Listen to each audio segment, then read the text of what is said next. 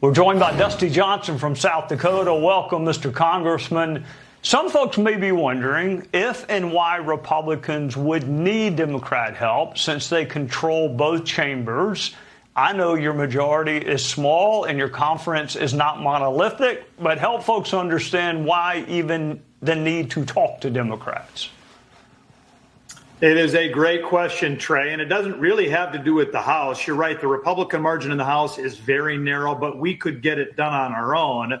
But then when you get to the Senate, you need 60 votes. John Thune and the Republicans only have 53, which means Chuck Schumer does have some leverage here. Shutdowns are stupid, and I know that it's fun to kind of blame both sides, but in this situation, it really is Chuck Schumer that is holding up the deal. All right, you have a bill. You're right about that. I mean, typically, at least when I was there, we were blamed for the shutdowns because we were in the minority. I think, despite the media's effort, Schumer is going to be blamed, which is why there probably won't be one. But you have a bill that would keep government open regardless. Tell us how that works and where it stands. I think it is insane that when Congress doesn't get its work done, we take the American people hostage. We tell the Marines, the sailors, the soldiers that they don't get paid. And to me, it is insanity. The rest of the world does not do this. We're one of only two countries, Trey, that when you don't get a spending package done, you just shut it all down. My bill, along with Senator Ron Johnson of Wisconsin, would just say, listen, if you need a little extra time, we're going to hit pause. We're going to give you 2 more weeks, a 14-day CR. Spending doesn't go up. It's not a win for the Democrats. Spending doesn't go down. It's not a win for the Republicans. It just gives you a little more time to do your gosh darn job. All right, Congressman, here's the minority leader on the issue of trust, and I'll ask you about it on the other side. But there's no trust that exists between House Democrats and House Republicans that they've consistently tried to undermine bipartisan agreements that they themselves have reached. That statement by my friend Hakeem is absolutely absurd. There is nothing partisan about this continuing resolution, nothing.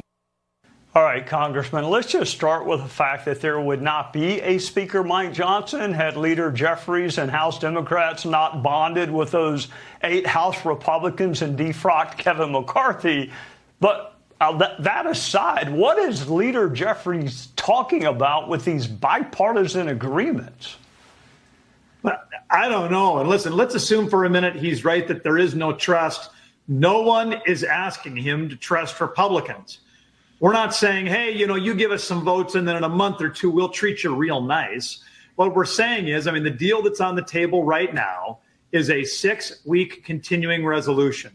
It does not take spending up. It does not take spending down. It does not have some multi-step process where Hakeem and the Democrats could get screwed.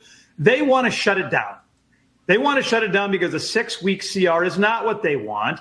They want a 6-week CR along with a permanent extension of COVID-era health care subsidies, including for rich Americans and including for illegal immigrants. There may be a deal to be had for how we can help working class Americans, but we're not going to do that in a 6-week CR, and we're not going to help out illegal immigrants no matter how long the CR would be.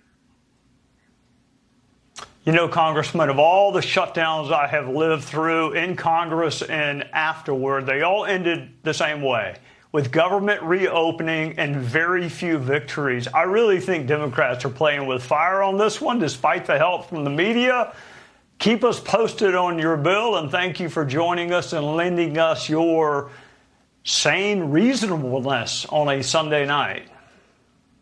Absolutely. Anytime, Trey. Thank you. All right. Take care, Dusty. Coming up.